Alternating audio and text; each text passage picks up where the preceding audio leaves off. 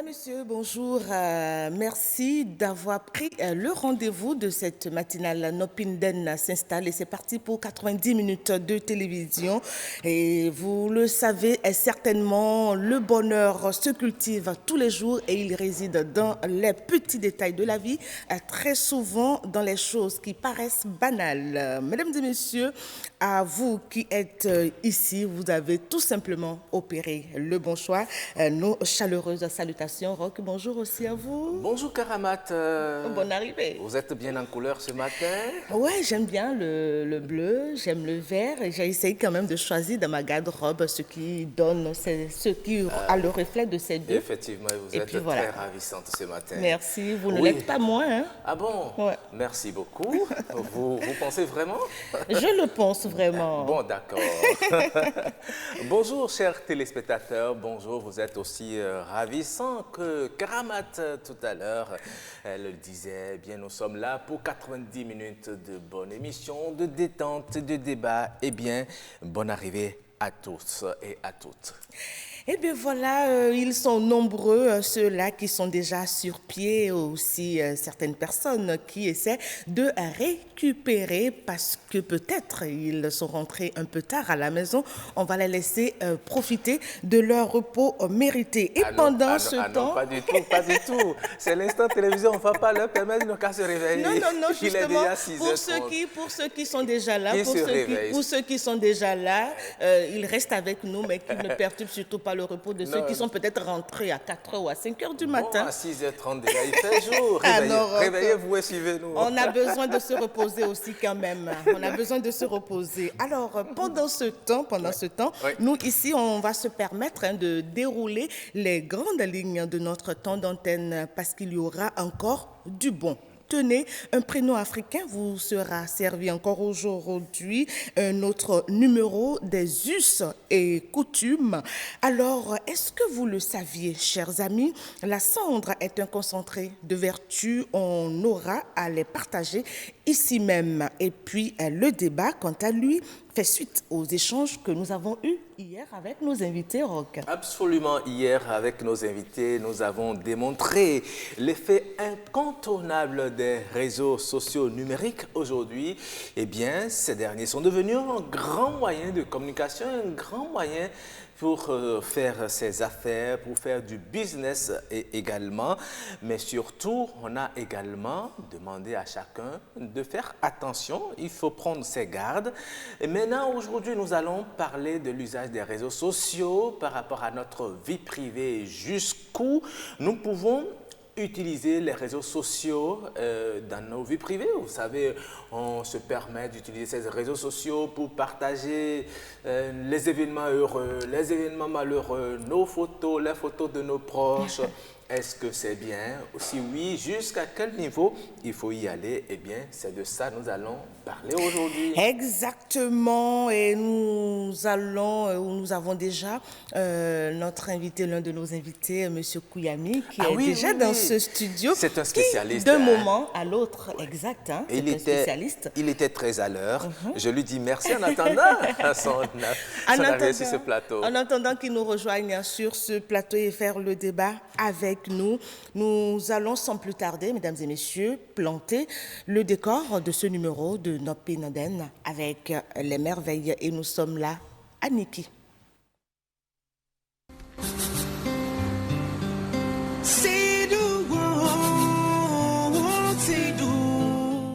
Niki est une commune du nord-est du Bénin. Elle est située dans le département du Borgo, à une vingtaine de kilomètres de la frontière du Nigeria. Cette ville compte environ 150 000 habitants. Le maire de cette ville est Oumarou Lafia Boukari. La région possède une végétation de savane humide arborée. C'est une zone de transition entre le climat tropical sec et le climat humide de type sud-soudanais.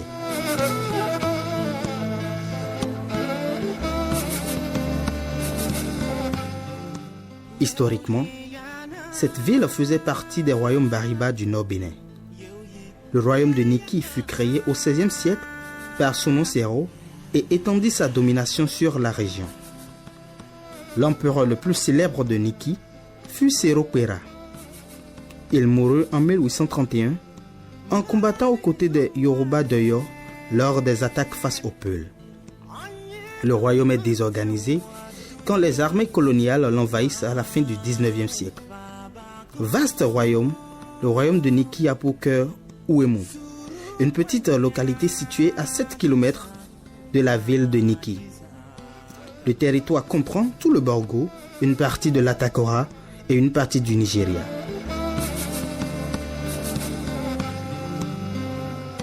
La ville de Niki regorge de plusieurs cultures. La principale est la fête de la Gani. L'origine de la Gani remonte à plus de 7 siècles. Cette fête a été instaurée dans le but de célébrer la quiétude de sa communauté retrouvée après leur poursuite par une armée djihadiste. D'où le nom Gani qui signifie se blottir en langue Bariba. La Gani signifie aussi la joie et symbolise la victoire. La Gani est une fête annuelle de 2 jours. Elle a lieu le 12e jour du 3e mois lunaire du calendrier Bariba. Elle est aujourd'hui une fête identitaire qui rassemble non seulement des peuples ayant une expression culturelle et linguistique, mais aussi ceux ayant un destin commun.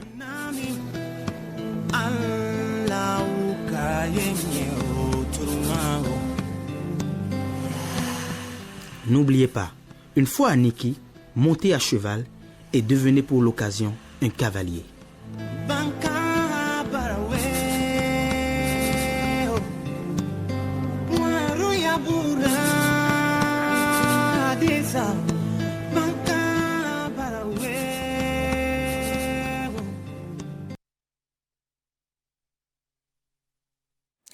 Voilà, devenir cavalier en un instant de visite, c'est bel et bien possible. En tout cas, c'est une suggestion de ceux-là qui ont pu réaliser ce documentaire duquel nous avons pu extraire ces jolies images où vous avez vu, c'est tout un ballet, c'est tout un spectacle que de voir 2 cavaliers se tenir comme ça et puis... de très très belles images. Ah oui, et nous avons également eu droit à une bonne partie d'histoire du peuple Batonou. Eh bien, vous avez vu, on a su sur quel kilomètre carré s'étend la région, mais on a vu les animaux. Bon, parlant d'animaux, les chevaux, et le conseil donné, c'est qu'il faut tout faire pour monter à cheval lorsque vous êtes à Niki. Voilà, ouais, surtout pour les touristes.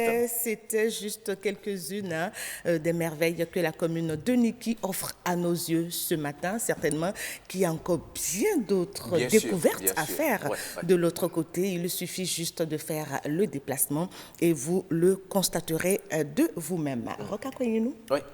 C'est l'instant de recevoir notre humoriste. Déjà, son nom paraît un peu particulier. Il se fait appeler le 90e député. Biscottino, je crois que c'est ça. Biscottino, le 90e député. Vous siégez où? Bonjour. Bonjour.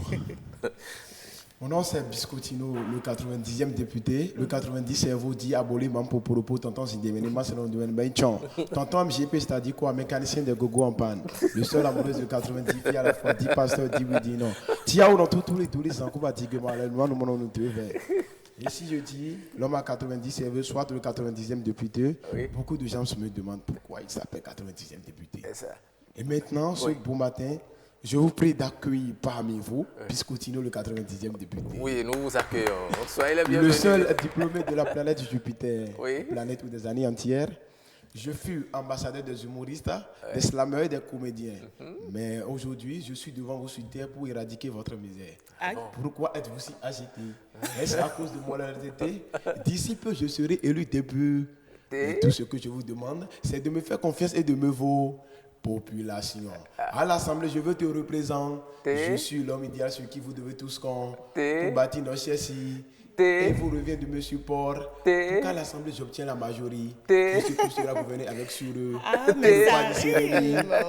Sans hostilité. Je compte sur votre maturité. Je serai fier de ma capacité pour vous donner tout ce que vous méritez. Et quand je serai votre honorable et redoutable député, partout il y aura de l'eau et de l'électricité. Nous serons riches en paix petit. Même les animaux prendront chaque matin du thé. Si je suis accepté, notre constitution ne sera plus toilette. Il n'y aura plus d'élections contexte. Les bulletins des urnes seront bien cons.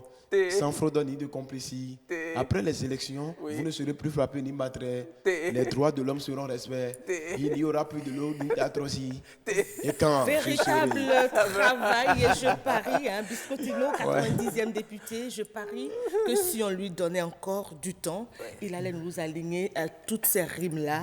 Peut-être sur la journée, je ne sais pas trop. Mais ça a pris un temps fou que de travailler un test et d'avoir toutes ces rimes montées. Effectivement, il a fait un impressionnant travail. Oui, félicitations à toi. Mais ce qui m'impressionne particulièrement, toi seul, tu es propriétaire de 90 copines. Je crois l'avoir entendu tout à l'heure. Comment tu gères ça? Oui. Ça, c'est la polygamie à outrance, à haute dose. Excusez-moi. Oui. Oui, allô? Oh, ma queue! Comment ça va?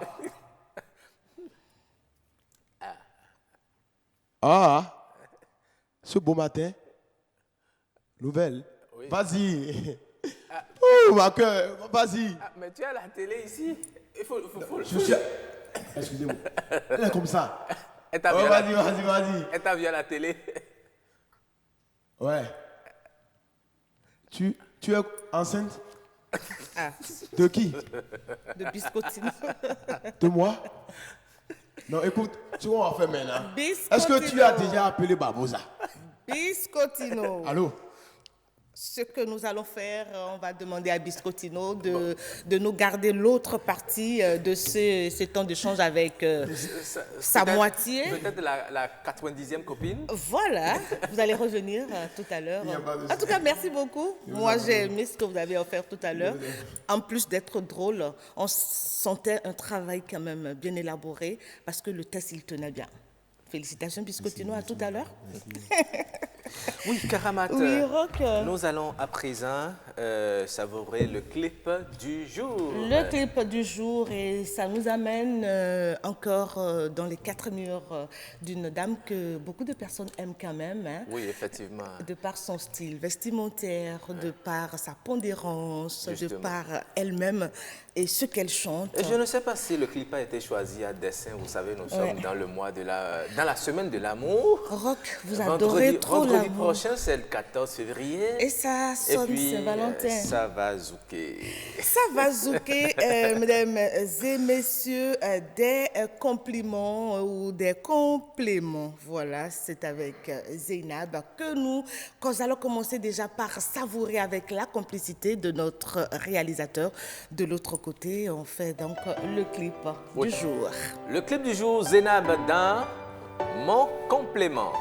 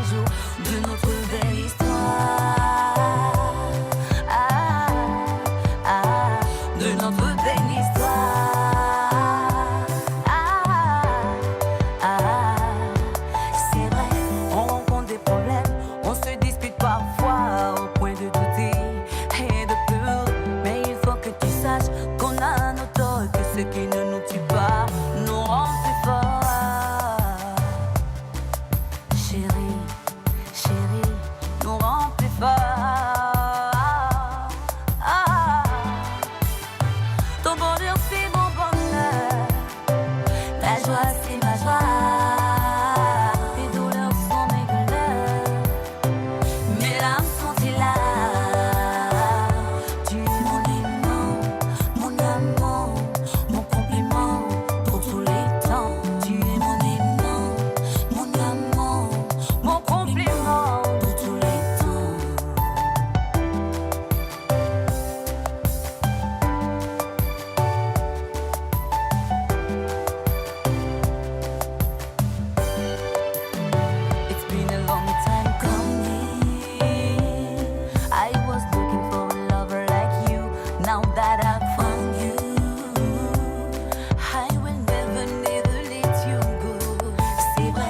sépare tous les jours, mais je t'aime assez pour nous deux. J'espère que tu le sais.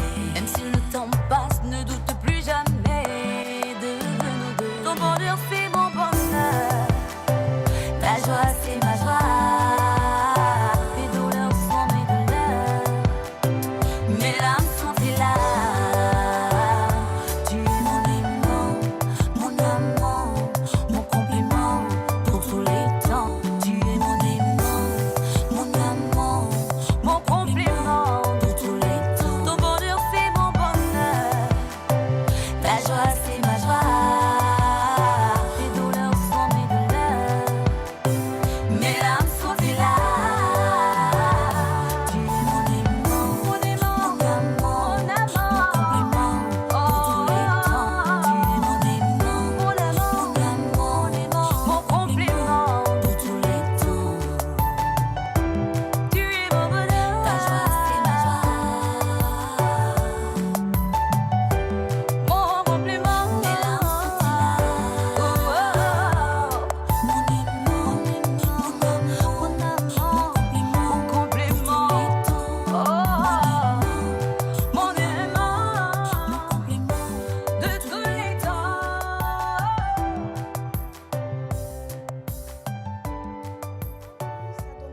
Ça donne envie de danser, mais pas pour rester à la maison, hein, de danser, et de se mouvoir, de se lever, de vite se préparer pour son lieu de travail. C'était donc Zainab, mon complément.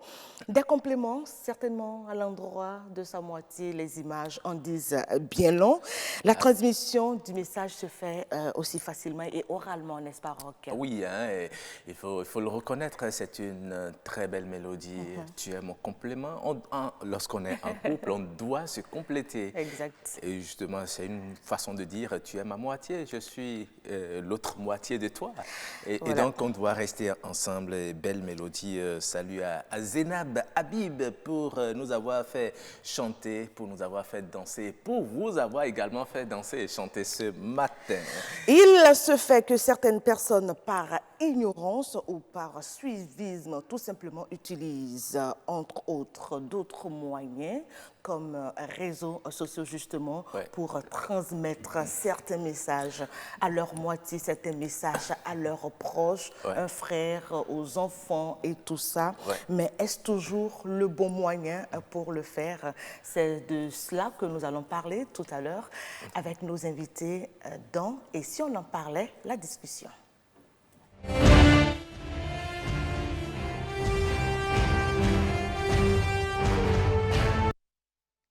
Voilà, nous sommes là dans le plateau de discussion, mesdames et messieurs. Oui, réseaux sociaux numériques et la vie privée. Est-ce un couteau à double tranchant? C'est bien le thème de cette discussion et nous avons déjà nos invités qui sont sur ce plateau. J'ai le plaisir de vous présenter Franck Kouyami. Bonjour. Bonjour. Bonjour, monsieur. Je le remerciais tout à l'heure, il était là avant le démarrage de l'émission. Merci d'être là. Vous êtes ancien président du Forum de gouvernance de l'Internet. Vous êtes un spécialiste des TIC. On peut dire ça. Merci d'avoir répondu à notre invitation. Et nous devrions avoir sur ce plateau Sonia Agbantou. Elle est blogueuse. Elle est influenceuse sur les réseaux sociaux. Malheureusement, elle a eu un souci très tôt ce matin, un souci de santé. Elle va se remettre. Nous lui souhaitons un prompt rétablissement. Mais en lieu et place, nous avons une charmante dame qui a bien voulu se prêter à notre jeu. Absolument, parce qu'elle est aussi une influenceuse web. Oui, elle est très active aussi sur les réseaux sociaux. C'est pas elle qui me dira le contraire. C'est une collègue. Bonjour, Marchel Betoro. Bonjour, Rokakweinou. Bonjour, Karamata Gwetaou. Bonjour, Marchel. Bonjour, monsieur Franck Kouyami. Bonjour, Karamata. Bienvenue à vous deux donc, pour ce plateau de discussion. Alors, d'entrée, nous allons déjà commencer par faire une petite définition conceptuelle. Qu'est-ce que M. Kouyami entend par vie privée? Qu'est-ce que vous pouvez y mettre? Alors, la vie privée, c'est déjà un concept qui n'est pas précisément défini par la loi, et dont la définition et le contenu varient suivant les cultures. Généralement, il est considéré du domaine de la vie privée tout ce qui est considéré par les personnes comme ne devant pas être sur la place publique. Donc, ne devant pas être publiquement diffusé, mis en valeur ou publiquement présenté. Donc, tout ce qui est, par exemple, de la sphère personnelle, de la vie familiale, par exemple, les données qu'on identifie comme étant des données personnelles. Tout ça relève de la vie privée. Tout ça relève de la vie privée. Et donc, le législateur a voulu ne pas donner une définition précise à la vie privée, justement, pour ne pas limiter cette expression-là, ce terme-là, dans les droits auxquels le citoyen pourrait prétendre. Donc, c'est parce que si vous définissez quelque chose de trop précis, alors il y a la crainte quand même de ne pas prendre en compte tous les aspects liés à ce terme-là. Donc, la vie privée, vraiment, c'est un terme qui est laissé à dessein, non précisément défini. On verra certainement, courant cette émission, ce débat-là, si le législateur finira par revoir les angles, par revoir les choses, parce qu'aujourd'hui, le constat, il est là, tout est mélangé, c'est un melting pot. Je ne sais pas si c'est la même chose que pense Marcel Betterfro lorsqu'on parle de vie privée, surtout en rapport avec les réseaux sociaux numériques. Qu'est-ce que vous y mettez, vous autres? Bon, déjà, il faut souligner que les réseaux sociaux ont été créés pour échanger, pour communiquer, partager des informations entre deux personnes ou plusieurs personnes. Et donc, dès lors qu'on autorise les utilisateurs justement de ces réseaux sociaux à parler de leur vie privée, je pense qu'il y a déjà un problème. Et d'où la vie privée n'est pas forcément en liaison avec l'idéal ou bien l'origine de la création des réseaux sociaux. Mais aujourd'hui, les informations que l'on envoie justement sur ces réseaux sociaux sont un peu écartés de ce que devait être justement l'utilisation de ces réseaux sociaux. Qu'est-ce qui, selon vous, on devrait en faire, si ce n'est pas pour partager ces informations pour vous? Les réseaux sociaux aujourd'hui contribuent aident à faire beaucoup de choses. À travers les réseaux sociaux, vous pouvez installer votre plateforme de commerce, vous pouvez installer votre plateforme pour communiquer autour de votre entreprise, vous pouvez installer votre plateforme pour faire vendre vos produits, vos divers produits sur les réseaux sociaux. Mais aujourd'hui, ce que l'on voit... C'est vrai, on l'a suffisamment dit hier, mais aujourd'hui, comme vous le dites, vous savez, aujourd'hui... c'est comme ça. Oui, on se vous prend savez, selfie. C'est un problème parce qu'on a tendance à croire que c'est la meilleure plateforme pour partager ces moments d'intimité ou bien pour montrer que bon, je vis mieux ou bien que je partage tel événement, venez voir. Et ça rend tout de suite, ça pose de problèmes parce que vous mettez là non seulement en danger votre propre vie, mais également la vie de ceux qui vous entourent. D'accord. Avant d'en venir au danger, au revers justement de tous ces actes que nous posons en publiant tous les moindres détails de notre vie privée sur les réseaux sociaux. Qu'est-ce qui, selon vous, M. Kouyami, peut expliquer cet élan de nos populations aujourd'hui à aller jusqu'à cette extrémité-là? C'est-à-dire à s'exposer...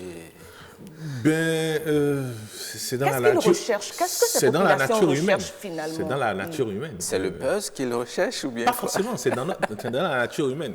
Vous voyez,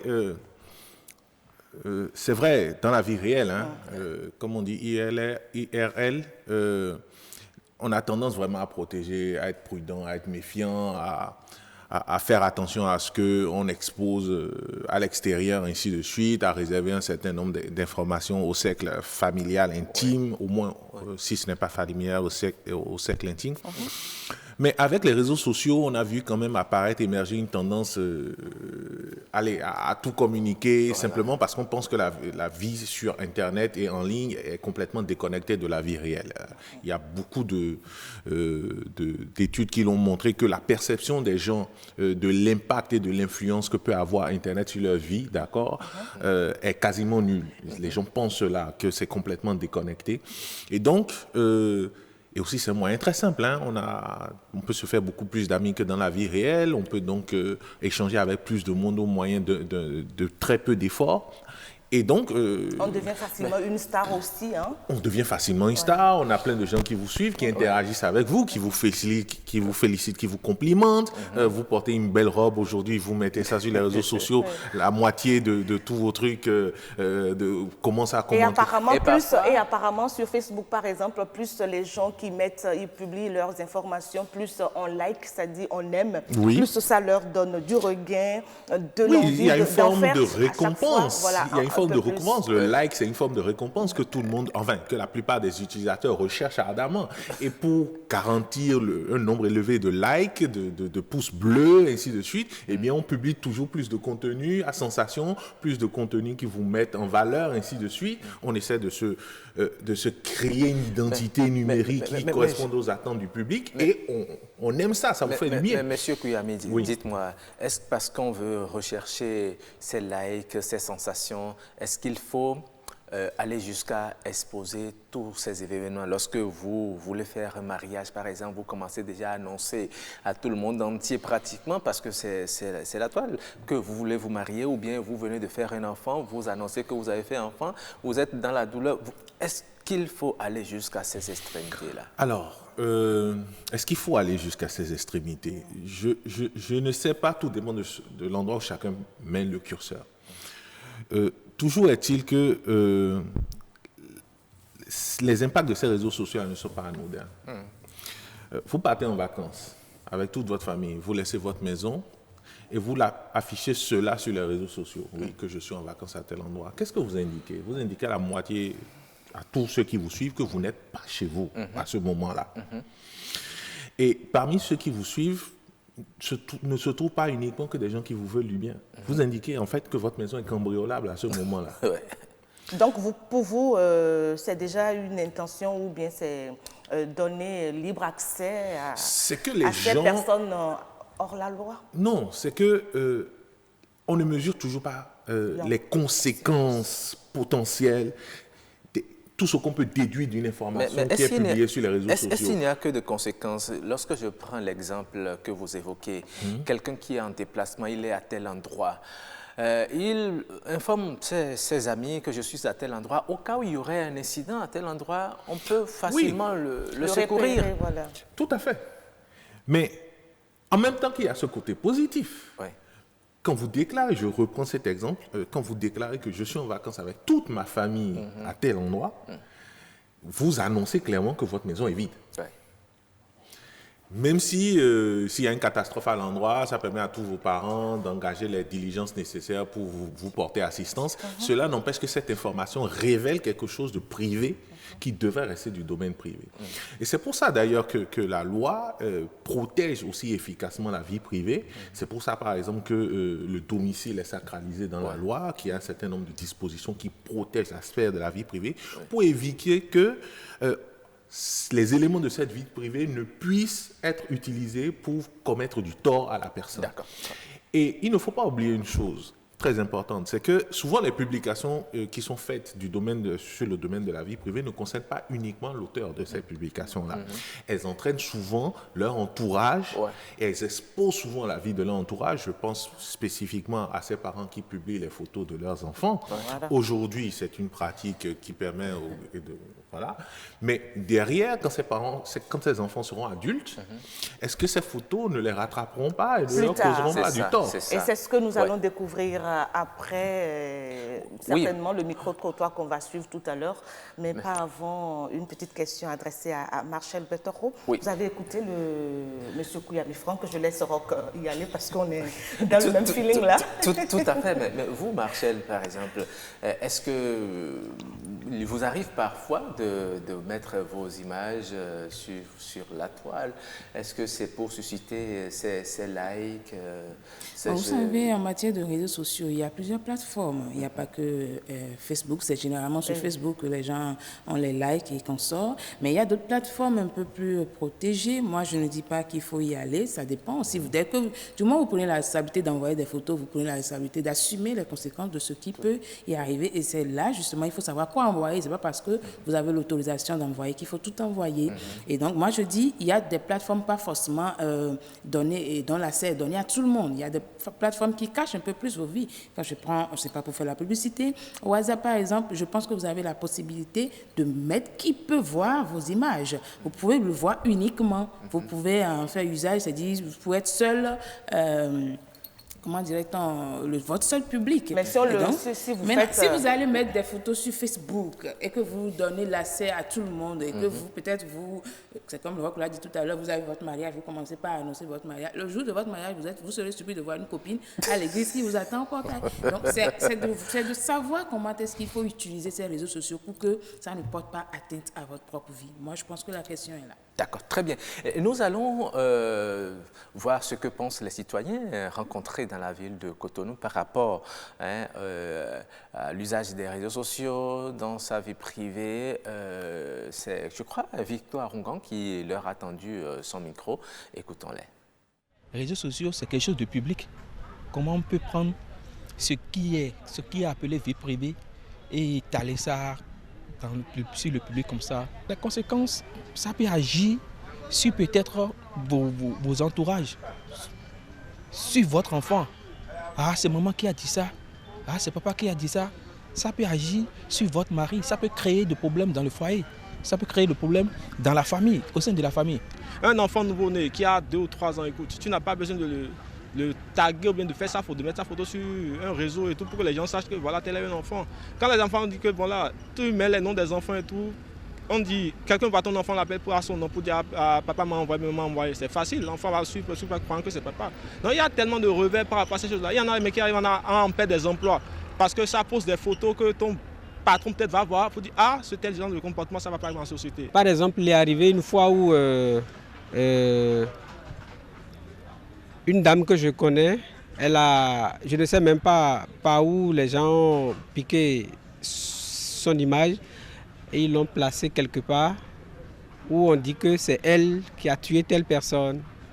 C'est suite à des enquêtes, sinon elle a été prise, mais c'est suite à des enquêtes qu'on a vu que ce n'était pas elle. Je vois même des gens, c'est quand ils achètent, ils arrivent à meubler leur chambre, c'est-à-dire on monte ça, on expose, on envoie ça.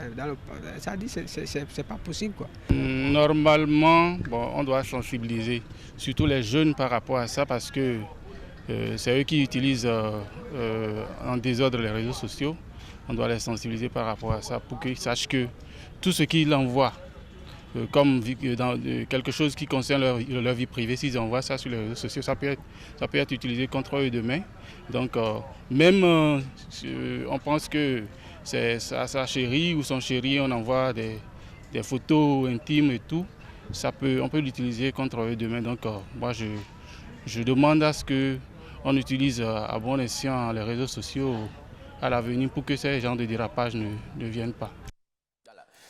Tout de suite, oui, réaction. Les réactions, je voudrais bien commencer par Marcel. Oui, c'est ce que je disais tout à l'heure. Je pense que c'est un problème d'ignorance, parce que si vous saviez exactement ce que c'est que les réseaux sociaux, vous saurez quoi en faire. Mais si vous ne savez pas, ça veut dire que vous allez et puis vous mettez tout ce que vous voulez. Et donc vous exposez votre propre vie, vous exposez la vie de ceux qui vous entourent. C'est comment faire aujourd'hui pour mettre justement des limites. Moi, c'est beaucoup plus de sécuriser justement ces réseaux sociaux-là. Ceux qui créent des plateformes doivent trouver une manière pour quand même limiter les dégâts par rapport à la vie privée. C'est-à-dire quand je poste quelque chose qui n'est pas forcément, qui ne fera pas du bien ou bien qui n'est pas propre à ma vie privée, qui n'est pas quand même assez sécurisé quand on va l'utiliser, c'est comment canaliser justement cette information pour que plus tard, parce que même quand on dit, tout à l'heure je disais qu'il y a le public peut-être soi-même, mais les réseaux sociaux c'est des logiciels. Et même si vous pensez que personne ne voit, on vous voit. C'est ça. On vous voit, il y a des applications aujourd'hui, même si vous effacez, on peut récupérer. Mais donc, c'est de savoir quoi poster, tout simplement. C'est de savoir quoi poster. Vous avez parlé tout à l'heure de l'ignorance. Quelle est la couche de la population qui se laisse souvent aller à cette ignorance? Je vais vous surprendre, mais il n'y a même plus de couches aujourd'hui, des plus petits aux plus grands. Vous voyez même des vieilles mamans, excusez-moi, de vieux papas qui se permettent Hein, qui veulent rattraper la jeunesse perdue. La jeunesse, qui n'ont pas vécu, et puis ils posent tout. Moi, je pense que le problème n'est pas au niveau de quelle tranche d'âge il faut conscientiser. Il faut sensibiliser tout le monde. Il faut porter des gants, il faut mettre un système de sécurité. C'est clair, c'est clair que nous l'avons dit aussi avec nos invités qu'il faut forcément être prudent vis-à-vis de ces réseaux sociaux, quel que soit votre domaine de vie, quel que soit le secteur de votre vie, quand on le prend. Mais je voudrais vous demander, M. Kouyami, qu'est-ce que les personnes adultes, un peu comme elle l'a dit tout à l'heure, on pensait, nous, entre griffes, que c'était beaucoup plus la couche juvénile, soit à la recherche d'un emploi, ou très tôt, on saisit des opportunités qui nous tombent de l'extérieur et on est sur ces réseaux sociaux. Mais qu'est-ce qu'une grande personne, une personne âgée, a à faire sur ces réseaux sociaux et à en être même dépendant parfois? C'est du mimétisme en fait. On voit les autres faire et puis on se met et puis on découvre qu'on aime et puis on continue. C'est aussi simple, hein. C'est parce que tout le monde autour de nous utilise ces outils-là et enfin, utilise ces outils pour communiquer, pour s'afficher, pour voir ce qui se passe. Et pour se détendre. Pour ces personnes-là, comme quoi sur les réseaux sociaux, tout n'est pas mauvais. Je voudrais quand même qu'on puisse retracer rapidement ce qu'on peut gagner, ce qu'on peut tirer de bon. Je ne dirais jamais que tout est mauvais sur les réseaux sociaux. Il n'y a aucun outil qui est mauvais en soi. Intrinsèquement. À moins qu'il ne s'agisse d'une arme braquée sur votre temple.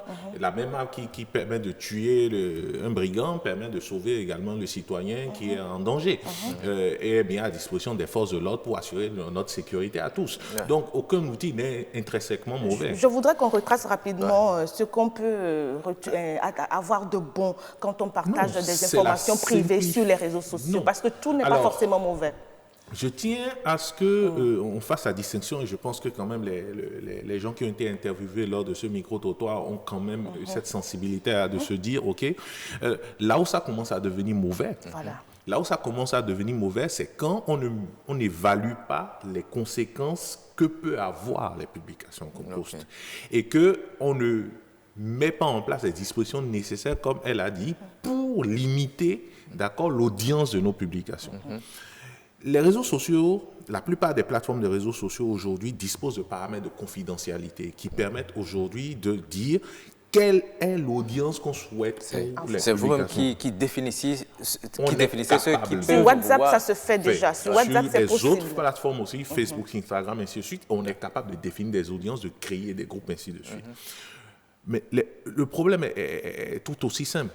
Autant personne ne lit les conditions d'utilisation quand on installe une application parce qu'on veut l'utiliser, on est tous pressés d'y accéder.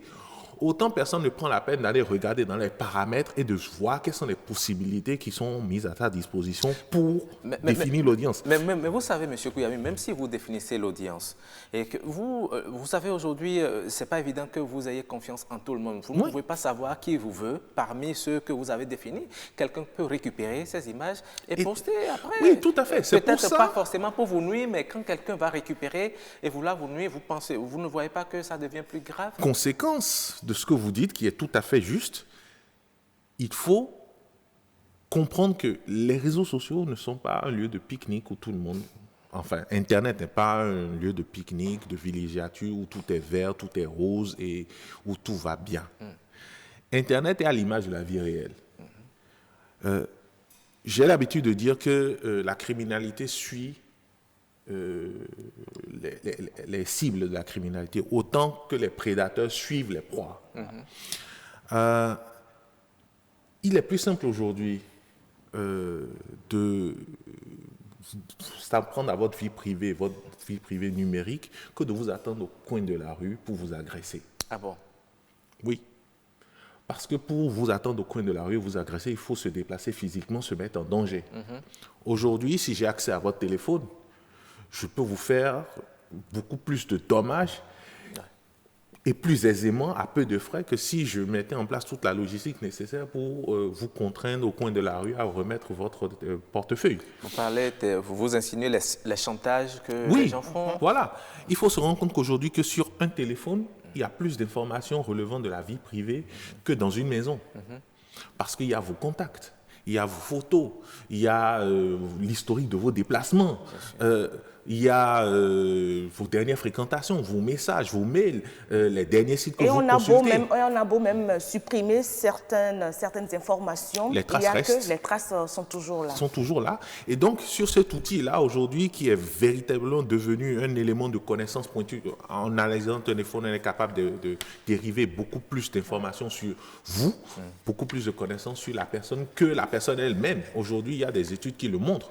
Donc, il est nécessaire aujourd'hui, comme elle a dit, de sensibiliser les gens, de leur apprendre à faire la part des choses en ce qui doit relever de la sphère privée, ce qui doit relever de la sphère publique, parce que les frontières sont brouillées, sont de plus en plus brouillées. Vous allez nous aider à le faire tout à l'heure, hein, cette ligne de démarcation. Oui, vous êtes un spécialiste. Voilà. Sans s'apesantir sur les aspects négatifs des réseaux sociaux, je voudrais dire qu'il y a une vraie fonction sociale. Justement, et je voudrais qu'on en parle. Il y a une fonction de lien. Voilà. C'est-à-dire qu'aujourd'hui, grâce à ces outils et aux outils de communication numérique de façon générale, la distance n'est plus un problème dans les relations. Vous pouvez être au Bénin, avoir votre enfant en train d'étudier dans n'importe quelle université, dans n'importe quelle ville de ce monde. Aujourd'hui, vous êtes capable de maintenir une relation permanente avec lui, de le voir, de profiter de ces outils-là pour engager des discussions, pour le faire participer à des activités familiales et participer également à ces événements. Imaginez toutes les difficultés que nos parents ont à obtenir des visas, par exemple, pour voyager, ou toutes les difficultés que, par exemple, nous avons à joindre nos parents dans les villages, dans les endroits reculés. Et grâce à ces réseaux sociaux aujourd'hui, le lien familial, le lien social est maintenu. Est-ce que vous sentez, Marshall, avant d'appeler notre spécialiste, que ce lien, il va aussi dans l'intimité? C'est-à-dire, est-ce qu'on peut vivre une relation lointaine avec son partenaire? Oui, vous savez, pour retracer le bon côté de la chose aussi. Je l'ai dit au début, les réseaux sociaux n'ont pas été créés pour faire du mal à qui que ce soit. C'est l'utilisation qui, en effet, qui est un peu biaisée. Sinon, grâce aux réseaux sociaux aujourd'hui, vous pouvez vivre une vie de couple comme si votre partenaire était là. Vous pouvez partager vos moments de joie, vous pouvez dialoguer, vous avez peut-être quelque chose à faire, vous le mettez en contact. Ensemble, vous allez le faire comme s'il était là. Mais ce n'est pas parce que vous avez la possibilité d'échanger, de faire tout que, maintenant, il faut aller jusqu'à des extrémités. Vous voyez un peu de ce que je veux Il y a donc des limites à ne pas franchir. Roch est déjà en contact avec notre spécialiste ce matin. Il s'agit bel et bien de Noah Agbafa. Roch, je vous laisse vous entretenir avec lui. Oui, effectivement, comme vous l'avez dit, il est déjà en ligne, notre spécialiste aujourd'hui. Noah Agbafa, bonjour. Bonjour le plateau. Noah Agbafa Padonou, je le rappelle, est docteur en système d'information. Vous êtes en direct dans cette émission. Nous parlons aujourd'hui des réseaux sociaux et la vie privée. Alors déjà, dites-nous, comment expliquez-vous aujourd'hui le fait que beaucoup d'utilisateurs de réseaux sociaux aiment exposer leur vie privée sur ces plateformes? Vous savez, les réseaux sociaux ont principalement trois fonctions. Informationnelle, fonction communicationnelle, mais aussi fonction ludique. Donc vous voyez que pour véritablement remplir ces trois fonctions, les gens partagent, beaucoup de personnes partagent des images, partagent des vidéos, partagent du texte, partagent leur position.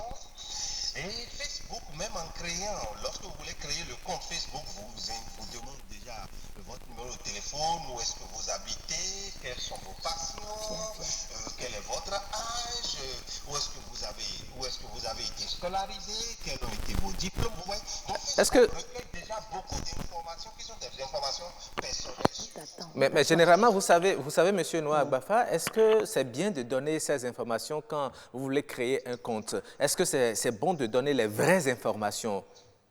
Oui, vous devez donner les vraies informations, puisque quel est l'objectif? En réalité, vous avez voulu partager votre vie avec ceux qui sont vos amis. C'est pour cela que Facebook demande à ce que vous créez un cercle d'amis. Et quand vous créez le cercle d'amis, que vous donnez ces informations, Facebook vous donne la possibilité de configurer votre compte pour que ce ne soit que vos amis qui les voient. C'est à vous-même de choisir ce que l'autre qui se connecte à vous pourra voir. Donc Facebook ne fait rien en vous demandant ces informations, parce que ces informations, vous savez, il y a des cercles d'amis, il y a des gens qui se sont vus il y a très longtemps et qui peuvent se retrouver sur une page Facebook. faut retrouver, c'est que vous voulez partager alors l'instant d'aujourd'hui avec l'autre. Pourquoi vous aurez voulu mentir? Mais vous avez la possibilité de configurer de telle sorte que ce n'est que la seule personne là qui pourra voir.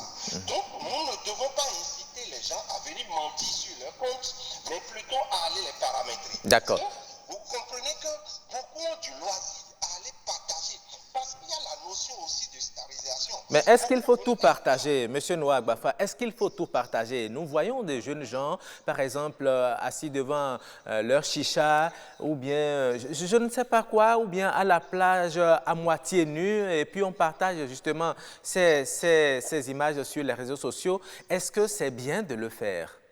Vous savez, généralement, c'est très mauvais de le faire. Je vais peut-être vous en parler. C'est très mauvais de le faire lorsqu'on est à tout. On partage ces points, ces différents déplacements. Mais n'oubliez jamais que le lac ou même le pédophile, ou le meurtrier, il recherche toujours des informations sur sa victime d'abord. Mais quelles sont les informations qu'il recherche? Il veut voir où est-ce que vous êtes, il veut voir ce que vous faites, il veut voir ce que vous possédez, et c'est cela qui lui permet alors de tracer. Donc vous comprenez que lorsque vous mettez ces informations, c'est que vous donnez des indices sur vous. Mais beaucoup ont le loisir de le faire parce qu'ils se disent oui, c'est l'imbu de soi, l'expression de soi. Lorsqu'on veut véritablement s'exposer, on veut montrer à l'autre un peu que nous-mêmes nous existons. C'est ça qui permet aux gens de partager. Mais tenez-vous bien, lorsque vous prenez une photo à votre portail et que le numéro, parce que toutes les maisons aujourd'hui sont immatriculées à Cotonou, si nous prenons le cas de Cotonou, lorsque vous prenez une photo sur votre portail et que le numéro de votre portail apparaît dans la photo, ça veut dire que vous exposez déjà où vous vivez. D'accord. Et là, vous donnez des indices à celui qui peut vous faire du mal. D'accord. Beaucoup ne comprennent pas lorsque vous allez, vous venez, vous mettez le chicha, ou vous êtes devant une table bien alcoolisée, comme j'ai l'habitude de le dire, remplie de boissons, mais demain cette photo-là peut vous rattraper parce que demain, lorsque quelqu'un voudra vous recruter, il viendra sur votre profil Facebook, il va vérifier les photos, il va vérifier les informations que vous avez partagées et il peut déjà savoir quel est alors votre profil virtuel. N'oubliez jamais qu'une photo que vous mettez en ligne, une vidéo que vous mettez en ligne, un texte que vous mettez en ligne, lorsque vous l'effacez, cela reste dans la base de données du Facebook pendant 99 ans. Dis donc, 99 ans, Mais oui, même après votre décès. Oui, même après votre décès, on peut toujours avoir des... il y a encore quelques jours, moi j'ai consulté encore des informations de notre ami commun 2F. Pourtant, il est décédé, ça fait plus de 5 ans. Ouais. Mais les informations sont encore là. Okay. Donc, les informations que vous mettez en ligne, beaucoup de personnes doivent comprendre que les informations qu'ils mettent, une photo qu'ils ont mise en ligne sur eux-mêmes, ou même sur la vie de quelqu'un d'autre, cette photo-là reste en paix. Cette photo-là reste... D'accord. Très bien. D'accord. Alors, en matière d'utilisation des réseaux sociaux par rapport à la vie privée, Dr Noah Agbafa Padonou, quel conseil avez-vous à donner aux utilisateurs de ces réseaux sociaux, aux populations, aux téléspectateurs qui nous suivent actuellement? Je leur dirais de partager le moins possible d'informations sur eux-mêmes. Parce qu'en partageant, lorsqu'on utilise Facebook, c'est vrai qu'on peut l'utiliser juste de manière ludique, à mettre peut-être des humours, à mettre, c'est bien, c'est pas un problème. Mais lorsque vous partagez des informations qui sont liées à votre vie, qui sont liées à votre vie professionnelle, ou qui sont liées à la vie des autres, parce que vous donnez des indices à quelqu'un qui peut toujours vous nuire. D'accord. Utilisez beaucoup plus Facebook pour des informations liées à vos activités, pour des communications sur ce que vous savez faire. Ok. Parce que Facebook, chaque jour, met dans la main de tout utilisateur 2,8 milliards de personnes. D'accord. Merci. 8 milliards de consommateurs. Merci beaucoup. On utilise Facebook pour gagner de l'argent. Merci. Nous devons utiliser Facebook beaucoup. D'accord. Malheureusement, voilà. Merci beaucoup Noah Agbafa, la communication. On a compris quand même qu'il était en train d'amorcer la chute en prodiguant quelques conseils à tous ces utilisateurs des réseaux sociaux. Et justement, c'est vous qui allez faire le complément, puisque vous êtes... Oui, allez-y, monsieur. Facebook n'a pas le droit de garder les informations, surtout quand on a demandé suppression d'un profil ou d'un compte Facebook Facebook n'a pas le droit de garder ça au-delà. On peut le lui demander. Oui, quand vous supprimez votre profil, en fait, quand vous demandez la suppression de votre profil, Facebook, après que le profil soit devenu inaccessible, garde les données pendant 30 jours. Au-delà de 30 jours, en fait, les données sont définitivement supprimées de ces bases. Et est-ce que vous avez quelle preuve avez-vous que ces données ont été effectivement définitivement Ils y sont obligés par la législation américaine. Et les pénalités auxquelles ils s'exposent pour non-conformité au regard de la loi, le RGPD en Europe également les y contraint. Les pénalités sont tellement lourdes qu'ils ne prendraient pas le risque qu'un jour un de leurs agents, de leurs employés révèle qu'en fait, ils conservent les informations.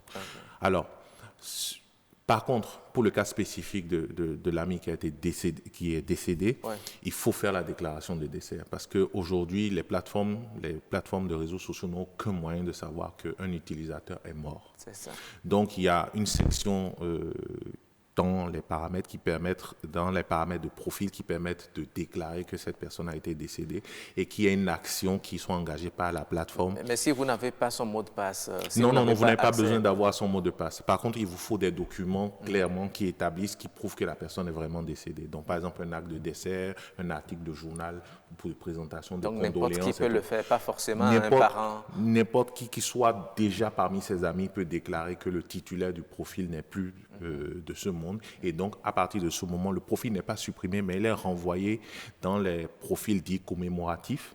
Et seuls ses amis peuvent voir encore le profil, mais il ne peut plus avoir de publication, son nom ne peut plus être mentionné, on ne peut plus le taguer sur les photos, ainsi de suite. Donc, seuls ses amis peuvent revoir le profil, voir les anciennes publications qu'il a faites de son vivant. Et ces ayants droit, s'ils ont des documents qui prouvent qu'ils héritent de ça, qu'ils ont hérité de lui, peuvent demander donc la suppression définitive de son profil. Voilà, donc ça, je tenais à le préciser quand même. Merci beaucoup. Et là, c'est la dernière partie de ce débat-là que nous allons à présent faire. Marcel Betoro, vous êtes jeune, hein, vous ne pouvez pas vous empêcher d'utiliser les réseaux sociaux. Vous avez écouté le docteur Noah Agbafa et M. Kouyami aussi. Qu'est-ce que vous avez à dire à la jeunesse, elle qui est beaucoup plus encline aujourd'hui à utiliser ces plateformes-là? Alors, ce n'est pas parce qu'on est jeune qu'il ne faut pas être conscient. Il faut être conscient et responsable de ses actes. Moi, je pense qu'il faut savoir qu'en toute chose, il y a des limites et qu'il faut ne pas franchir ces limites-là. Quand vous exposez votre vie privée, nudité, ça c'est encore trop osé. Même il y a des photos même qu'il ne faut pas exposer parce que je suppose, si vous exposez une photo, peut-être vous avez 18 ans, 20 ans, vous pensez que bon, à cette époque-là, vous pouvez tout mettre sur Facebook et que vous mettez dans une petite robe ou bien on voit vos cuisses et tout ça et qu'un jour vous postulez à un poste et quand vous ramenez cette photo, vous voulez être directrice d'une entreprise. Je suppose que vous-même, vous ne serez pas fier de votre... Mais qu'est-ce que le recruteur, rapidement, une petite parenthèse, mais qu'est-ce que le recruteur a allé chercher dans enquête de moralité. Il y a une partie, on appelle enquête de moralité. On doit voir, si je veux confier ma société à quelqu'un, il faut que je sache de quoi bien, qu'est-ce que cette personne-là est capable de faire, jusqu'à quel niveau, quel degré de confiance je peux avoir en cette personne. Donc ça m'amène. Donc en plus de demander à des personnes physiques, il faut sensibiliser en même temps. En plus de demander aux personnes physiques, aux gens qui côtoient cette personne, ils vont aussi, ces entreprises, elles vont devoir... Vous voulez recruter quelqu'un qui sera au contact d'enfants. D'accord.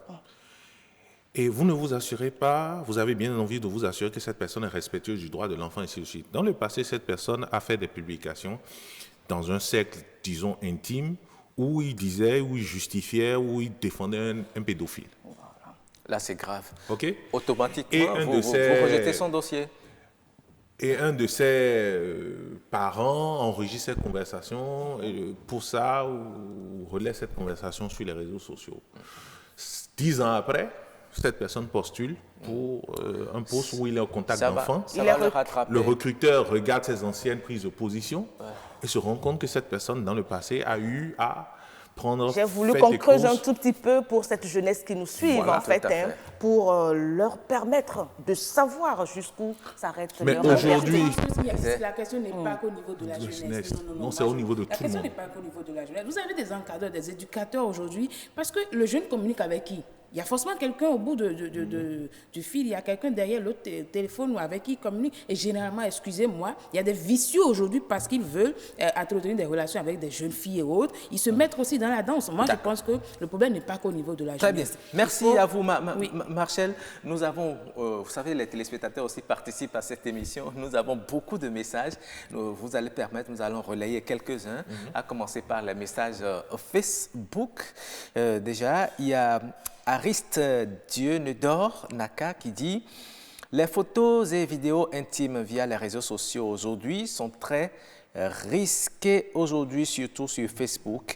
Les comptes sont piratés très facilement. » Et il y a Carlos La Sérénité qui dit « Tout ce qui est intime ne doit pas être exposé sur les réseaux sociaux car on peut en profiter pour nuire aux concernés par le même canal facilement. » Et il y a Abel Segbe qui dit « Événement heureux ou malheureux, oui, dans une certaine mesure, mais jamais, au grand jamais, photos et vidéos intimes. » Godefroy Tossou dit « Oui, nous sommes africains et de surcroît béninois. Ce n'est pas tout qu'on expose à la face du monde. » Oui, je vais y... Bon, nous passons au message WhatsApp. Message WhatsApp rapidement. Il y a Ayodele, c'est Saboran Evelyne qui dit ceci, un sujet d'actualité. Moi, personnellement, je me pose toujours la question de savoir ce que recherchent les gens en postant tout via les réseaux sociaux, surtout sur Facebook. Quelqu'un urine, c'est là-bas. Il hurle, c'est là-bas. Moi, je n'arrive jamais à me l'expliquer. Ce que je dis pour me calmer, c'est qu'ils sont responsables de leur vie et ont le droit d'en faire ce qu'ils veulent. Ce qui me répugne le plus, c'est l'image des nouveau-nés qu'on balance à la minute après l'accouchement pour exprimer sa joie d'être papa ou maman. Voilà, il dit, nous allons passer à un autre message rapidement, celui de Chafa Martin. Chafa Martin qui dit « Merci pour ce sujet non moins important. Pour ma part, il n'y a aucun risque ou inconvénient à partager avec les personnes proches et chères des images ou vidéos, quelle que soit leur nature, pourvu que le réceptionnaire en fasse bon usage, donc sans sabotage. Ceci a même pour aspect positif en cas de pépin lors d'un déplacement, par exemple, de vite situer ou localiser l'intéressé. Naturellement, quand on connaît les lois de la nature, on doit pouvoir se donner une limite en toute chose, savoir quoi envoyer à qui, car la morale et l'éthique toujours mises en exergue. Éviter d'envoyer surtout des images intimes à des personnes autres que son époux ou son épouse, pas de confiance. Je crois que c'est important de dire, il dit, éviter d'envoyer surtout des images intimes à des personnes autres que son époux ou son épouse. Ça veut dire qu'on peut envoyer des images intimes à son époux ou à son épouse. Je voudrais non, il n'a pas. Oui, vous allez rebondir là-dessus rapidement. Je continue le message. Il dit, pas de confiance dans ce monde de jaloux où toutes les occasions sont bonnes pour des chantages. Il n'y a aucun bienfait à exposer sa vie privée sur les réseaux sociaux si l'on veut pas anarquer. Vous permettez que je continue rapidement. Oui, il y a Samuel Elijah qui a envoyé un message. Il dit c'est pas conseillé. Vous pouvez après supprimer, certes, mais c'est pour vous et vos contacts. Ça reste à vie dans les serveurs de l'opérateur d'origine. Vous permettez toujours beaucoup de messages. Il y a le 97 69 70 11 qui dit « Le développement des réseaux sociaux numériques a favorisé la starisation. Les gens n'ont plus besoin de la télévision pour devenir une star. Ils se mettent en scène et créent leur monde virtuel. Ils vivent en somme sur les réseaux sociaux, dépendent des likes, comme de la drogue, et comme avec toute drogue, on perd la notion du réel. C'est comme la confiture, moins on en a, plus on l'étale. Ceux qui travaillent dans la télévision savent que les programmes sont indispensables pour le bon fonctionnement de ce média. Il en est de même pour les stars de l'Internet. C'est ce qui amène beaucoup à exposer leur vie privée sur les réseaux sociaux avec les conséquences fâcheuses. Et il y a Doma Outon. Doma Outon, beaucoup de messages aujourd'hui. Doma Outon, ça va être le dernier certainement, qui dit « Les réseaux sociaux sont des espaces de rencontres et de retrouvailles. C'est à ce titre que plusieurs internautes les utilisent pour communiquer et même faire des publications de leur vie privée. C'est un couteau à double tranchant. En cas de piratage de votre compte, vos données privées deviennent accessibles. Des individus sans foi ni loi peuvent utiliser vos informations privées pour créer un faux compte et commettre des crimes en votre nom.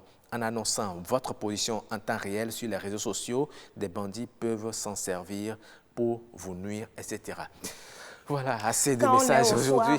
Quand on est au soir de sa vie, c'est là que je reviens encore et j'insiste sur la couche juvénile parce que quand on est au soir de sa vie, on n'a plus grand-chose à faire. J'imagine quelqu'un qui a déjà fini de travailler, qui est à la retraite aujourd'hui, ce qu'il a fait sur les réseaux sociaux, c'est peut-être se détendre, se défouler, voir ce qui se passe là-bas. Donc c'est beaucoup plus moi, franchement, je tiens à m'adresser à cette jeunesse. Monsieur Kouyami, c'est pratiquement la fin de ce temps de débat. Je voudrais quand même que vous puissiez nous donner nos lignes de démarcation. Où est-ce qu'on peut aller dans l'utilisation des réseaux sociaux quand on parle de notre vie privée? Aussi loin que cela, que vous le pensez, tant que cela ne vous nuit pas. Un influenceur, quelqu'un qui veut faire du buzz, qui pense vivre par le buzz, qui pense que son avenir se trouve dans le buzz, n'aura cesse d'utiliser les réseaux sociaux. Il y a plein d'exemples, pas si loin, pas si éloignés de nous. Nous avons connu une fameuse affaire dans... Click. que je ne voulais pas nommer, mais bon. Validation. Voilà. Donc, aussi loin qu'il y a des gens aujourd'hui qui vivent par ça. Maintenant, après, si vous avez envie de protéger votre vie intime, de vous garantir une certaine tranquillité dans votre vie intime, si votre souhait n'est pas d'étaler votre vie privée sur la place publique et de voir des gens vous interpeller par rapport à des prises de position. Et c'est déjà arrivé, hein? Plusieurs reprises. Si vous n'avez pas envie d'être contraint par le code du numérique, par exemple, certains aspects du code du numérique, parce que vous avez relayé une publication dans votre cercle, dans un cercle que vous pensiez privé et que ça s'est retrouvé sur la place publique, eh bien... D'être interpellé, eh bien, il faut faire très attention à ce que vous mettez sur les réseaux sociaux. Et je voudrais même aller plus loin. Tout à l'heure, on a dit envoyer des photos intimes à son compagnon, à son conjoint via les plateformes de réseaux sociaux. Je dirais juste que si vous en arrivez juste à envoyer des photos... C'est pas une façon de renforcer l'intimité. Le problème n'est pas les réseaux sociaux. Le problème, c'est déjà vous-même parce que votre téléphone, d'accord, est-ce que vous le maîtrisez suffisamment pour savoir comment sont stockées les photos, comment elles sont adressées, comment elles sont protégées? Je crois que c'est la grosse question que... Si vous en arrivez déjà à prendre des photos de vous dans des contextes un peu particuliers, sensibles, je dirais même pas particuliers, sensibles, la vraie question n'est pas de savoir comment vous transmettez ces photos. La vraie question, c'est de dire vous avez déjà ces photos sur votre téléphone et que si vous perdez le téléphone demain, qu'adviendra-t-il de ces Bonjour photos les dégâts. Merci. Marcel, rapidement, en quelques secondes, 10 secondes, votre mot de la fin. Oui, moi je dirais tout simplement qu'il faut revenir un peu dans le concept de la création de ces réseaux sociaux, qu'il ne faut pas trop s'éloigner. C'est beaucoup plus pour communiquer, pour échanger, comme je l'ai dit au début. Et donc, si vous voulez en faire autre chose que la communication et l'information, soyez sûr de pouvoir assumer vos conséquences plus tard. Merci beaucoup à nos invités, Marcel Gbatoro, journaliste à BB24 au RTB, et M. Franck Kouyami, ancien président du Forum de gouvernance de l'Internet du Bénin. Voilà. Merci. Merci d'être passé dans cette émission. C'est la fin de la discussion. Ici, on en parlait. On va tout de suite enchaîner avec Us et Coutumes.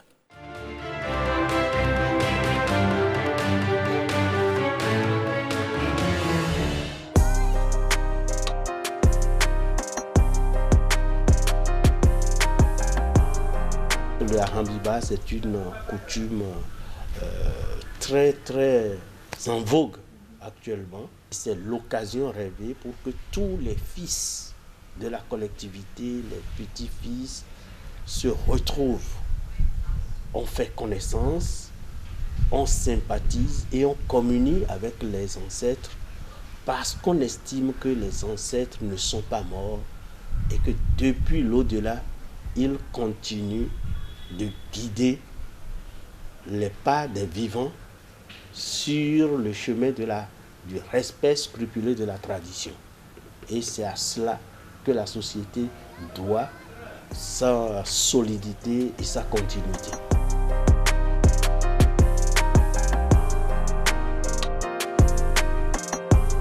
C'est-à-dire le chef de la collectivité retient un jour dans l'année, et c'est souvent en début d'année, c'est-à-dire au cours du mois de janvier, pour offrir des victuailles aux ancêtres décédés.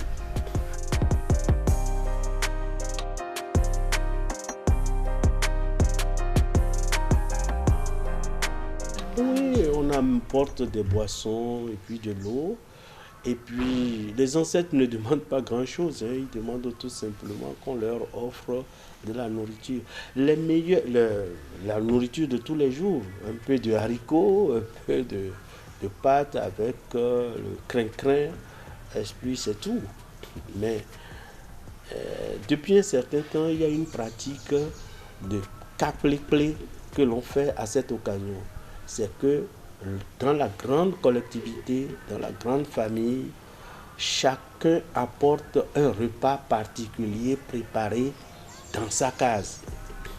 Et l'ensemble des repas est regroupé autour de l'endroit où on communie avec les ancêtres.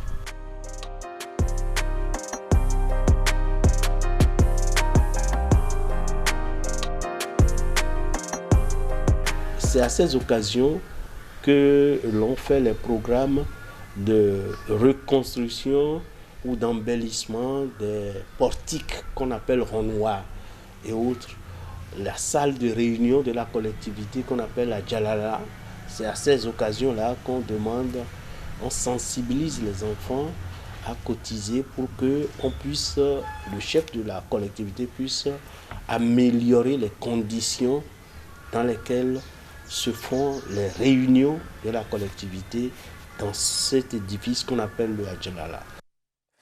Voilà, c'était donc quelques us et coutumes en fond, en milieu fond, où on a parlé de Arambiba. Arambiba. À Djalalassa. C'est-à-dire Arambiba, Aram, ça veut dire boisson. Okay. Arambiba, c'est-à-dire servir la boisson. Et quand on dit Arambiba, c'est servir la boisson aux défunts. Vous savez, en Afrique, un mort n'est jamais mort. Il est dans l'eau qui coule. Birago Diop l'a dit, il est dans le vent qui souffle. Il est dans le vent et qui nos morts souffle. ne sont pas morts. Donc, souvent dans certaines collectivités, dans beaucoup de collectivités d'ailleurs, le chef de la collectivité définit un jour au cours de l'année et puis tous les enfants, tous les descendants de cette collectivité viennent, chacun vient avec sa bouteille de boisson. Et puis, on donne ça aux esprits, aux parents défunts pour implorer leur protection. Leur grâce, leur protection. Tout et tout, voilà. Ça fait partie de nos traditions. Ouais. Et à Djalalassa, c'est... Bon, à Djalalassa, vous savez, c'est l'endroit, et il a dit, c'est l'endroit où le chef de la collectivité se retrouve avec tous les descendants de la collectivité. C'est une salle... Et c'est chaque collectivité, il me semble, qui définit le nombre de fois réunis les membres de... Bien sûr, bien sûr. En tout cas, ça fait partie de nos richesses. Et bon, c'est vrai que beaucoup de personnes... On ne les perdra jamais, hein, parce que si nous en sommes là aujourd'hui, imaginez depuis quand nous les avons. Merci en tout cas à notre invité. Le professeur, bienvenue. Voilà, qui a partagé avec nous ses us et coutumes en milieu fond. Alors, nous allons faire à présent le prénom africain.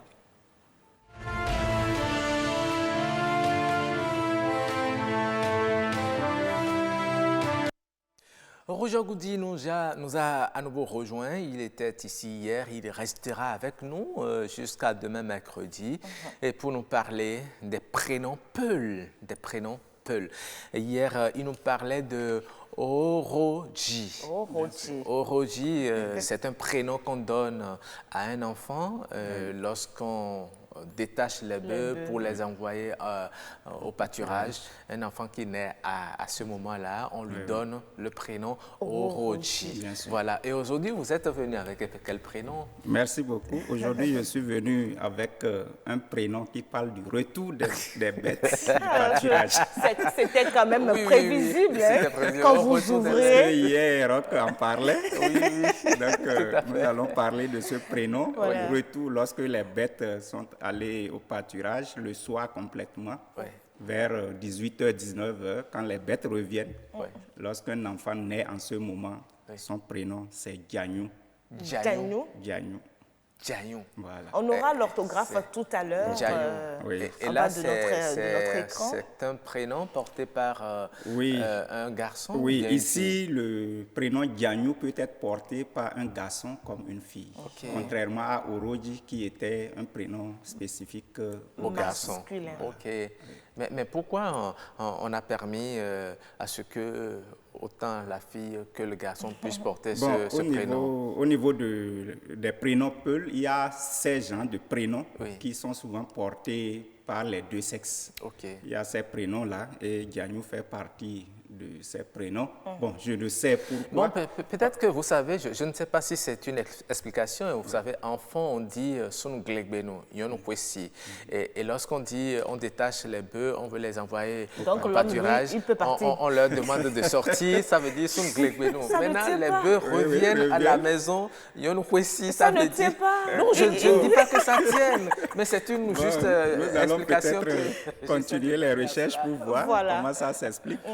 Sinon, c'est un prénom qui est donné aux deux, peut être donné aux deux sexes et qui symbolise le retour des bêtes au bercail. Et lorsque les bêtes reviennent au bercail, ça veut dire qu'elles ont suffisamment mangé et qu'elles sont rassasiées. Elles sont repues. Donc, l'abondance est revenue à la maison. L'abondance est revenue parce que le lait qu'on va traire dépend du pâturage. C'est ça. C'est pour cela que j'ai aimé quand vous avez dit l'abondance est revenue. Vous savez, hier j'ai dit la richesse des peuls repose sur ces bêtes-là. Et plus particulièrement, le lait est consacré à la richesse pour les femmes. Donc la richesse de la femme peul repose sur la quantité de lait. Donc, et il n'y a que les femmes peuls qui commercialisent ce produit agricole. Oui, au départ c'était ça, mais aujourd'hui, il y a beaucoup qui s'exercent aussi, qui sont des revendeuses. Mais quand on recherche la qualité du lait de vache, il faut aller vers les peuls, il faut aller dans les camps peuls. Moi, j'en buvais tellement. Moi, j'adore le lait peul, surtout quand il est caillé. C'est-à-dire, on le laisse se reposer au lendemain. Le lait, il forme des grumeaux. Ce qu'ils appellent foural. C'est un pur délice. Peut-être on va revenir un jour pour en parler. Puisque le lait, on peut le transformer en plusieurs choses. On peut faire du fromage, on peut faire du lait caillé, on peut faire du beurre, on peut faire de la graisse, et ainsi de suite. Avec plaisir. Voilà. Nous avons de la richesse en fait. Quand on regarde tout simplement comme ça, notre pays, notre continent, il est riche. Oui, très riche. Très riche. Et il faut de ces instants pour expliquer, faire montrer justement ces richesses que nous avons. Vous avez, à travers ces prénoms, on vient de découvrir une richesse de cette communauté Peul. Désormais, quand moi, je vois déjà, si j'entends un Peul qui s'appelle Oroji, je sais déjà à quel événement lié sa naissance.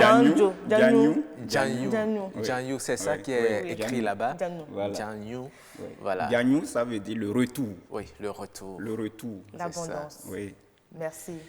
Merci beaucoup. Nous allons rester avec nous, ne partez pas puisque c'est le moment de commenter une image, une caricature pour être précise.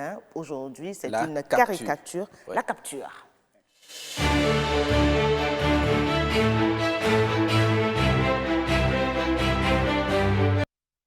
C'est une caricature du canard enchaîné que nous allons vous projeter ce matin. Le déchaîné du jeudi, je crois. Oui, le déchaîné du jeudi, voilà. Le déchaîné du jeudi, ça s'appelle. Une belle image et je préfère que vous commenciez.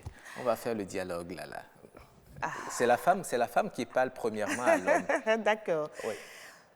J'attends que l'image revienne pour pouvoir lire Voilà, l'image, elle est là. Alors, ça dit quoi? Faux Pita, qu'est-ce que tu as?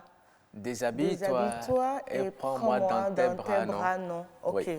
Et l'homme répond, il dit Olga, bon, c'est un prénom, hein, il dit Olga, pas avant que tu n'éteignes ce téléphone qui me regarde là. Et en bas, il ajoute, je ne veux pas voir mes testicules sur Facebook. Ça rejoint un peu la discussion de tout à l'heure. Il faut faire très attention lorsque vous avez justement de ces appareils à côté. Il faut se méfier parce que très rapidement, M. Kouyami l'a dit, ce n'est pas forcément l'usage que l'on en fait, mais lorsque vous ne savez pas l'appareil est allumé, ça peut enregistrer beaucoup de choses. Et quand c'est enregistré, vous ne savez pas quelle utilisation en fait le serveur. C'est cela. Déjà, qu'est-ce que ça vous inspire? Non, je pense que j'abonderai dans le même sens que vous. C'est simplement d'être prudent et c'est vite arrivé. Les fausses manipulations aussi, dans ces circonstances, hein, entre deux amoureux, deux partenaires. Donc, s'il y a possibilité d'éloigner vos téléphones, il est très prévoyant d'éloigner les téléphones de là où vous êtes, le temps de ce que vous savez. Bon, je pense que c'est beaucoup mieux pour vous. Quoi. Et c'est pas Roger qui me dira le contraire. Non, c'est vraiment...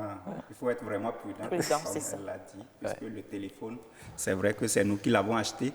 Nous pouvons faire ce que nous voulons. C'est à nous de le discipliner, en fait. Lui aussi peut faire ce qu'il veut avec nous. Oui. Donc, il faut le discipliner. Ah, mais j'aime bien ça. Hein? Oui. Ça dit c'est nous qui l'avons acheté. Nous décidons de ce que nous voulons en faire, mais il peut aussi décider de faire de nous ce qu'il veut. Et il ne faut pas lui autoriser cela. Il ne faut pas le lui autoriser. Déjà, à travers nos comportements, il faut être prudent. Voilà. Merci à vous, Roger, d'être passé. Merci beaucoup. Nous allons vous souhaiter une très bonne journée. Merci. Oui. Merci. À demain. À demain, oui. Pour un autre prénom. Tout à fait. Nous prenons du plaisir en votre compagnie. Oui, Karamat, vous avez réservé aujourd'hui des astuces pour les téléspectateurs. Nous sommes mardi. Oui, pendant que notre invité, notre collègue Orujo Goudi, journaliste à Radio Bénin Alafia, est en train de partir, nous allons donc partager avec vous quelques astuces. Et je le disais dès l'entame de cette émission que nous allons parler de la cendre. Oui, vous voulez nous parler de la cendre, justement. Une fois que le bois à brûler, on se retrouve avec des kilos de cendre dans le foyer. Et on ne sait pas trop ce qu'on peut en faire. Généralement, on jette. Généralement, on jette, mais traditionnellement, moi je me rappelle quand j'étais petite, et je continue même de le faire aujourd'hui, quand vous avez votre casserole, le derrière de votre casserole qui est noir et tout ça, vous frottez avec de la cendre, ça part et vous avez votre casserole qui devient très beau. Alors, ça joue donc un rôle nettoyeur et ça peut aussi nettoyer vos vitres. Ça peut nettoyer vos vitres, la cendre, oui. Il faut juste disposer d'une éponge humide trempée dans la cendre et ça permet de nettoyer facilement les résidus sur vos vitres. Il n'y a que la cendre peut vous aider aussi, Roch, si vous êtes accro, si vous êtes accro des bijoux. À nettoyer, à brosser vos bijoux, à leur redonner leur éclat. Vous pouvez utiliser la cendre pour le faire, surtout si vos bijoux sont en argent. Oui. Ah, effectivement, ça me rappelle quand on était enfant, lorsque nous avions des pièces d'argent qui étaient un peu sales et puis vous savez, on le jetait au sol et puis on mettait du sable là-dessus et puis on prend avec le pied la cendre et puis la pièce de monnaie devient très neuve. Exactement, la pièce de 50 francs, de 100 francs. Effectivement. Ça prouve que Roch a bien fait son enfance, sa petite enfance. Alors, la cendre vous permet également de traiter les odeurs. Qu'est-ce qu'il faut faire? Les odeurs. Oui, les odeurs. De la chambre, des odeurs corporelles Non, les odeurs corporelles, je crois que c'est du citron qui fait ce travail-là. D'autres mélangent ça avec la cendre aussi. Exactement, ça c'est vrai. Il y en a qui mélangent le citron quand on le coupe en deux avec de la cendre. Ça permet quand même de faire partir ces odeurs nauséabondes de la journée qu'on a pu quand même garder depuis avant d'aller sous la douche. Alors, on revient sur sur ces odeurs-là, ces mauvaises odeurs. Pour les faire partir, il faut utiliser la cendre et ça peut se faire dans un réfrigérateur. Il suffit de mettre un récipient contenant de la cendre de charbon de bois pour supprimer ces odeurs nauséabondes. Ah bon, il suffit seulement juste de mettre la cendre dans un récipient et puis vous déposez ça dans la zone malodorante. Oui. Et puis l'odeur part. Oui, c'est un peu comme ce sont les diffuseurs ou les diffeurs? Non, pas diffeurs. Bon, diffuseur. Diffuseur, je crois bien. Ouais. Diffuseur, ça joue ce rôle-là. Un peu comme le charbon. Ouais. Oui, un peu comme le charbon. On a parlé du comment l'appelle-t-on? Quand vous avez peut-être préparé votre soupe qui est un peu trop salée par excès, on n'a pas su faire et puis il y avait un peu trop de sel. Il suffit juste d'y mettre un gros charbon. Et puis ça va Ça, c'était le charbon. Mais il ne faut pas mettre la cendre dans la soupe. Jamais, pas du tout, pas du tout. Donc voilà. Et vous nous dites que la cendre aide aussi à blanchir les dents. Oui, c'est ce que nous avons pu glaner aussi comme information et qu'on va partager avec nos amis téléspectateurs. La cendre permet de blanchir l'émail des dents. Une fois le brossage terminé, il faut saupoudrer un peu de cendre sur votre brosse à dents. Et lavez-vous les dents normalement. Ah bon, d'accord. Oui. Donc, moi, j'étais au courant pour le charbon. C'est vrai que c'est le charbon, une fois brûlé, qui donne la cendre. Oui, tout à fait. C'est effectivement, oui. La cendre est un résidu du charbon. Du charbon. Oui. Donc, ça peut se comprendre que l'un et l'autre puissent nettoyer les dents. Je crois qu'on va s'arrêter là aujourd'hui. On va s'arrêter là et faire appel à notre humoriste du jour. Biscottino. Le propriétaire de 90 copines. Il était en ligne tout à l'heure avec sa copine qui lui a annoncé qu'elle était en état, qu'elle a perdu son traceur. Oui, Biscottini, c'est bien ça? Biscottino, le 90e. Et le 90e député. 90 cerveaux et 90e député. Vous savez, si on dit 90 cerveaux, c'est quoi? 90 cerveaux. Vous avez combien de cerveaux là? Un seul, hein? L'homme qui a 90 cerveaux peut avoir combien de femmes? Donc, il ça justifie? Ah, d'accord, je vois. OK. Maintenant, l'homme qui est le 90e député. Oh, je vous ai dit, à l'Assemblée, on a 83 députés. Oui. Moi, je reste derrière. Vous voyez, celui qui est derrière voit tout. Vous voyez, c'est pourquoi moi, je dis que je suis le 90e député. Pouvoir rester derrière, pouvoir supervisionner. Vous voyez. Mais vous savez que bientôt, on va dépasser les 90 députés. Là, moi, j'augmente en même temps. Alors, est-ce qu'on peut avoir la suite, puisque nous l'avions promis à nos amis téléspectateurs, de votre entretien avec la 90e chérie, peut-être? Je dis peut-être du n'importe quoi. Oui, vous voyez, la fille, elle m'a appelé. Elle m'a annoncé qu'elle est enceinte. Alors qu'elle sortait avec Barbosa, vous voyez, Isaac et Baba Femelle, même le Tobago, ils sortaient avec tous ceux-là. Maintenant, elle m'a appelé maintenant. Comment avez-vous su qu'elle sortait avec tous ceux-là? Vous-même, vous saviez pourquoi? C'est un enquêteur. 90 cerveaux. Les cerveaux sont là, les cerveaux fonctionnent. Donc, elle m'appelle maintenant, me dit qu'elle est enceinte. Et qu'est-ce que vous lui avez répondu? D'appeler les autres. Et là, elle a dit, si c'est ça, d'abord elle a raccroché. Comme elle a raccroché, j'ai dit en même temps, on débarrasse. Vous voyez? Donc, et d'abord, je vais remercier tous ceux qui ont suivi l'émission là. Et vous savez, est-ce que vous, pour vous réveiller, vous réglez votre alarme, c'est ça? Oui. Chez moi, dans mon quartier, il n'y a pas ça. No bobo no sa bobo, bo sa bobo no miye, no wi bo fun gali de ji bo na mi azimi ja. A bobo no sa bobo, bo sa bobo no miye, no wi bo fun gali de ji bo na mi azimi ja. A bobo no he fili mi bo. No bobo no he Filim bon, a bobo non sa bobo, bo sa bobo non mi, bo fon galide di bonam yansi. C'est votre réveil ça? Mano Dieu soit bobo non, remi maman so minagwe, yege, Dieu soit bobo non, remi maman so minagwe, mi singaligon, maman nous boudui. Dieu soit bobo non, mami maman so minagwe. Ça peut aller. Ce sont les amis du quartier, les pasteurs. Chaque matin à 6h, Ranobekon. Tu es obligé de te réveiller. Il n'y a pas. Mais bon, c'est vous qui avez fait cette interprétation. C'est bien déjà, vous avez prié dans votre chanson, vous avez demandé à Dieu de vous ôter. Il y a encore une chanson là. Je ne mange pas l'eau. Non, je ne mange pas l'eau. Ennemi des lios cambalado. Je ne mange pas l'eau. Minamiki.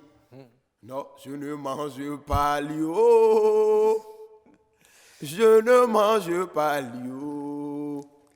Ennemi des lios cambalado. Je ne mange pas l'eau. Minamiki. Non, maman taquinte sade. Non, bon appétit, kede. Maman taquinte sade. Bon appétit, kede. No bo mon jerli la konalo. Bon appétit, kede. Oh, bon appétit, kede. Bon appétit, kede. C'était Biscottino. Oui. Le 90 cerveau. Le 90e député Diaboli Mam Poporopo. Tonton, j'ai déménagé, c'est dans le même champ. Tonton, MGP, c'est-à-dire quoi? Mécanicien des gogo en panne. Le seul amoureux de 90 Mécanicien des gogo en panne. Vous n'avez jamais vu un gogo en panne? On peut passer sur ça, là. C'est possible d'avancer. Non, c'est bien. Vous savez, il a essayé d'interpréter à sa manière ces chansons religieuses pour rendre gloire à Dieu, etc. Bon, quelque part, c'est de l'humour. Merci beaucoup, Biscottino, le 90e député, d'être passé dans cette émission, nous faire quand même rire ce matin. Mais vous allez Et j'espère qu'il va revenir. Oui, il va de temps en temps revenir. Le contact est pris. Nous disons merci à Baba Femelle qui nous a aidés à la voir. Nous saluons au passage, comment il s'appelle? Barbosa. Barbosa, oui. Je pense que c'est la clique, c'est la bande, c'est l'équipe. Nous saluons aussi Pasteur Zan qui nous suit également. Ce sont des humoristes qui nous accompagnent. Il est presque 8 heures, on est c'est le moment de ne pas les oublier. Il y a également Eliphaz. Eliphaz qui va très bientôt revenir aussi. Il y a Pacheco. En tout cas... C'est Rock qui détient l'adresse des humoristes. On va faire simple. Rock, voilà. Il est presque 8 heures. Hein. Oui, et nous allons zouker. Nous allons encore zouker. Oui, mais vous adorez zouker. Nous allons zouker. Ça me rappelle... C'est la semaine du zouk. Ouais. C'est la semaine du zouk. Notre zouk, c'est avec Zeynab. Non. Là, c'est la... On va plus... Ça va être l'heure. On ne va plus regarder les merveilles du Bénin. Nous allons passer directement au clip du jour. Et c'est Zeynab qui nous chantait Mon complément. Souk mélangé ou bien? Souk mélangé. Vous connaissez Souk mélangé? Bon, vous allez essayer de zouker, on va voir. C'est ça, il danse. Ok. Merci, nous allons savourer ce morceau. Mon complément de Zeynab Habib.